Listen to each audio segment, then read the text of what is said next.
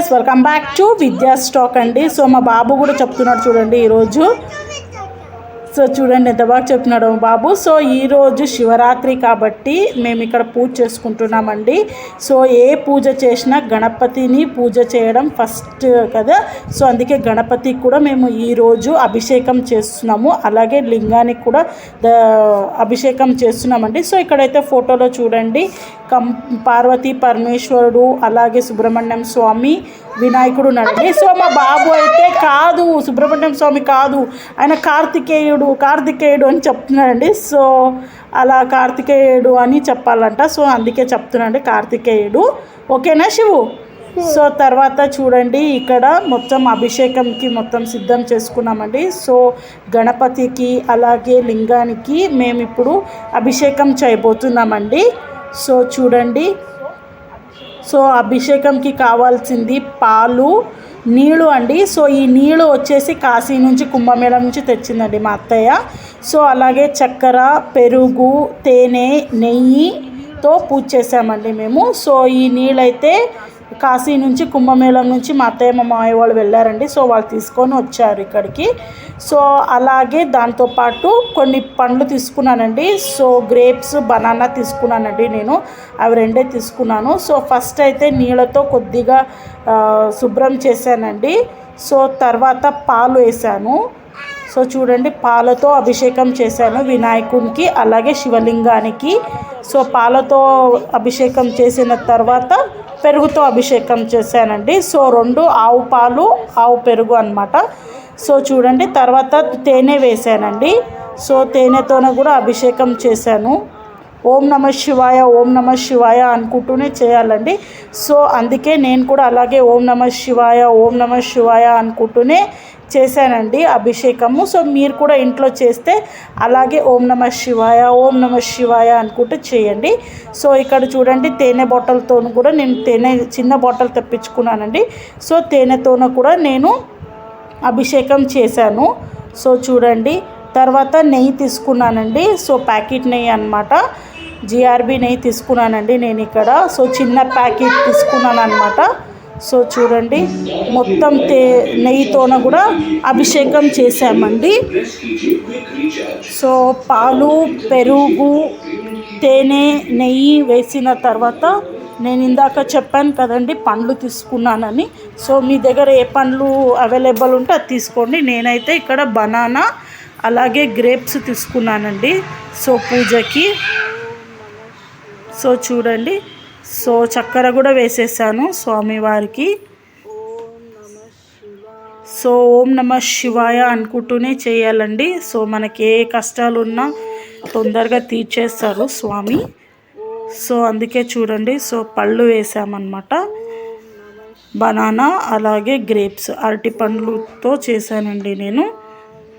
So చూడండి మొత్తం వేసేసాము వినాయకుడి పైన అలాగే లింగం పైన, శివలింగం పైన వేసాం చూడండి. సో చూడండి, సో ఇలా అయిందండి అభిషేకము వినాయకుడికి అలాగే లింగంకి కూడా చేసాం. సో చాలా బాగా అయిందండి అభిషేకం అయితే పరమేశ్వరుడికి. సో ఈరోజు మహాశివరాత్రి కాబట్టి ఇలా అభిషేకం చేసుకోండి. మీరు కూడా ఇంట్లో చేసుకోండి, చాలా బాగుంటుంది అభిషేకం అనేది. సో చాలామంది గుడికి కూడా వెళ్తుంటారు. సో నేనైతే గుడికి వెళ్ళట్లేదండి, ఇంట్లోనే చేసుకుంటున్నాను. ఇంట్లోనే ఉపవాసం చేయబోతున్నానండి నేను. సో ఇంట్లోనే ఉపవాసం చేస్తున్నాను. సో తర్వాత వినాయకుడికి బొట్టు పెట్టి గన్నేరు పూలు వేసానండి. సో వినాయకుడికి గన్నేరు పూలు అంటే చాలా ఇష్టం కాబట్టి గన్నేరు పూలు వేసానండి. సో తర్వాత పరమేశ్వరునికి గంధం పూసి అలాగే బొట్టు పెట్టానండి. సో అందులో ప్లేట్లోనే నీళ్ళు వేసానండి. సో వినాయకుడికి ఎలా అయితే పూజ చేశానో అలాగే ఇక్కడ శివునికి కూడా చేశానండి. సో నీళ్ళు వేస్తున్నాను చూడండి, ఎప్పుడు ప్లేట్లో నీళ్ళు ఉండాలంటండి. సో గంగమ్మ తల్లి కాబట్టి సో నీళ్ళు వేసి ప్లేట్లో పెట్టానండి శివయ్యని చూడండి. సో 2 లింగంలు పెట్టానండి నేను. సో ఈ 2 లింగం కూడా తమలపాకు అలాగే పూలు వేసాను చూడండి, తమలపాకు పెట్టి పూలు వేసాను. సో ఇవి వచ్చేసి శంఖం పూలు అండి.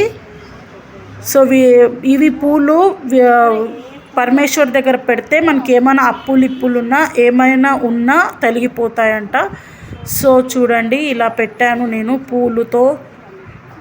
సో నాకు ఈ పూలు దొరికాయి కాబట్టి నేను ఈ పూలు పెట్టానండి. మీకు ఏ పూలు దొరుకుతుందో ఆ పూలతో కూడా చేయొచ్చు. సో నేను ఇక్కడైతే చామంతి తీసుకున్నాను, అలాగే గన్నేరు పూలు తీసుకున్నాను. సో ఇవి వెండి దీపాలండి. నా పెళ్ళప్పుడు మా అమ్మ నాన్న పెట్టారనమాట. సో నా వెండి దీపాలు అలాగే మట్టి దీపాలు 2 పెట్టాను. సో ఇది వచ్చేసి బిల్పత్రి ఆకు అండి. సో ఇది పరమేశ్వర్ దగ్గర పెట్టాలి, బిల్పత్రి ఆకు. సో ఇది బిల్పత్రి ఆకు చెట్టు ఉందండి మా ఇంట్లో. సో ఆ చెట్టు దగ్గర కూడా ఒక లింగం పెట్టాను. సో నేను అది నెక్స్ట్ వీడియోలో పెడతాను. అక్కడ కూడా అభిషేకం చేశామండి. సో అక్కడ కూడా చాలా బాగా అభిషేకం అయింది. సో అది నేను నా నెక్స్ట్ వీడియోలో పెడతాను చూడండి. సో బిల్పత్రి ఆకు అండి ఇది. సో ఇక్కడ పెట్టేద్దామండి.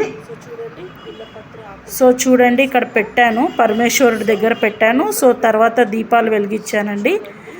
వెండి దీపాలు మట్టి దీపాలు 2 వెలిగించాను చూడండి. సో సింపుల్గా నీట్గా చేసుకున్నామండి పూజ మేము ఇంట్లో కూడా.